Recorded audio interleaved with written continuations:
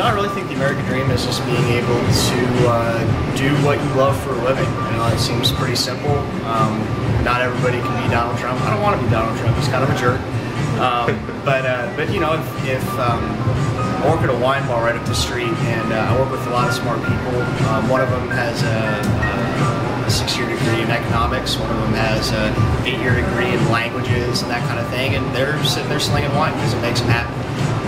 So that's what I think the American dream is doing something that makes you happy for the rest of your life for a living. I think of having a good house and being able to support a family with your income, and having a retirement plan, being able to retire perhaps, and being able to take care of your family with good health care. Okay. Do you feel you're living the American dream?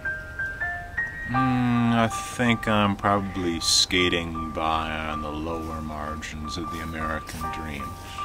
So, not quite, but close.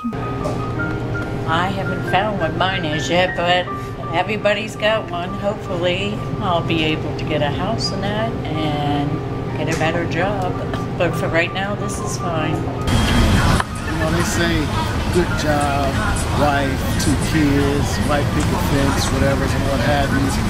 But you know, I don't really think it's American dream. You know, the dream period is for anybody to just have a stable household, a stable income, good health, and loving one God. But I guess it would just be trying to grow up and, you know, be a millionaire or whatever, you know, being able to do whatever you want because you have a lot of money, you know, travel all over the world, you know, do all the cool things you want to do. So I guess that's it. I'm not the biggest believer in it, to be quite honest. As I think a comic once said, you have to be asleep to actually believe in it. So, but you know, it's that idea of somehow you can pull yourself up by your bootstraps and become, you know, you can better your life here in America. But I think sometimes the social constraints in our society kind of take away from that, and it's hard to really capture that too. The American dream is alive and well. It's a land of great opportunities still. Not for everybody, so we need to work on that, but still possible. I think it makes it harder. Depending on the situation you're born into, it definitely does. But I think there's great examples of people rising above that. President Obama's is probably the best one that everybody knows, and it's a wonderful story. Yeah, I mean, I certainly think so, and I don't really know what you were getting at before with the class thing. If you were trying to suggest that, you know, because you might be from a lower class, you might not be able to achieve the American dream.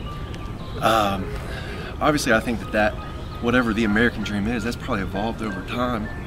It might not be the same as what it was for our grandparents, but no, I still think that it's something that's achievable, that people do achieve it, and I think what's so special about the American dream, whatever that may be, is that people from all classes can achieve, grow, prosper, and to me that is what the American dream's about. So, on the subject of the upper class, like, what do you think of the upper class, like, as in, like, right now? Like, what's your opinion of that? They need to be taxed more, to be quite honest with you. I mean, the wage gap, or the wealth gap in this country is absurd, and it's over the last, you know, couple decades, it's become, you know, the difference between the wealthiest and the poorest the gap is massive, and, you know, the idea that these rich people want to lobby in Congress to get tax cuts is outrageous. It's appalling, and the fact that, you know, it goes on year after year and they somehow get these tax cuts is amazing. I mean, to me, the idea that tax cuts do anything besides benefit the wealthy, I mean, this idea that they create jobs or something, I don't believe that really exists. So I mean, to me, that the wealthy, they control the laws and with their money, so it's no wonder, I guess, that they get the tax breaks when they can control the people who make the laws. So, do you think that, what do you think is the difference between the middle class and the lower class, if there is one? Well, I've read some things, and this idea that the middle class is like evaporating.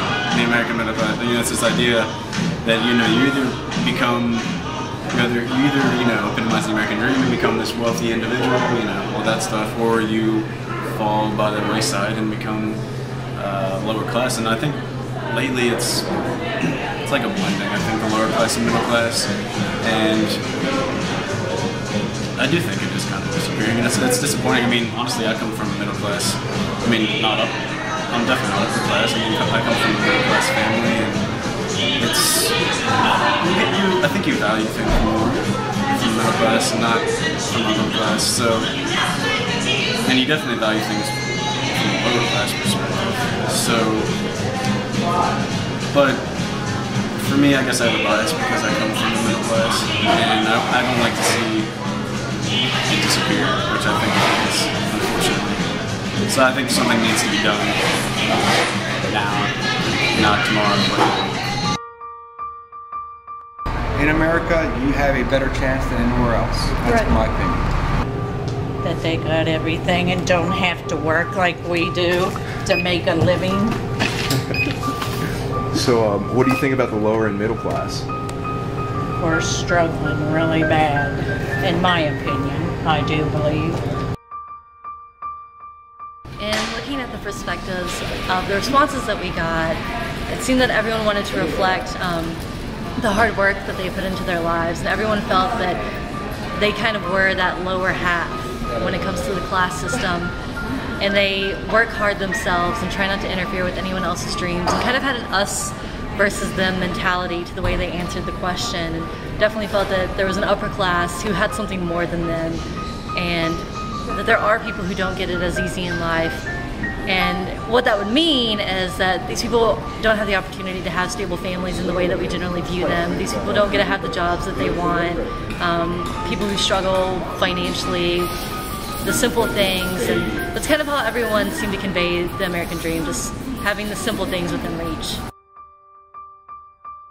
Who's achieving the American dream really depended on perspective and to some extent class. Many people from the middle and middle upper classes thought there was a standard American dream that involved the white picket fence, and they felt that to some extent they had achieved it or they were working towards that specific goal. People from lower middle class, working class, even students felt that they needed to create their own American dream, and in creating their own American dream they could achieve that version of the American dream. So I guess in some ways you can say that they're achieving it because they're creating their own definition. So, in conclusion, we asked the question, is it possible to achieve the American dream? And what we found was, yes, it's possible. But it's possible if you were born in the right place, at the right time, to the right people, under the right circumstances, with the right resources. It's possible if you have all these things, and it's also very easy to argue a just world hypothesis, if you already have everything that you need. The people who are saying that the American dream is achievable by anyone, regardless of race, class, gender, creed, whatever, these are the people who already are achieving it, who were born achieving it. They haven't really had to struggle the same way that someone who's making $30,000 a year with 6 kids and 5 jobs or something absurd like that. You don't really have to struggle if you were born with everything. Now, the question that we're going to leave you with is, if it's so easy for anyone to achieve the American dream, then why hasn't everyone achieved the American dream?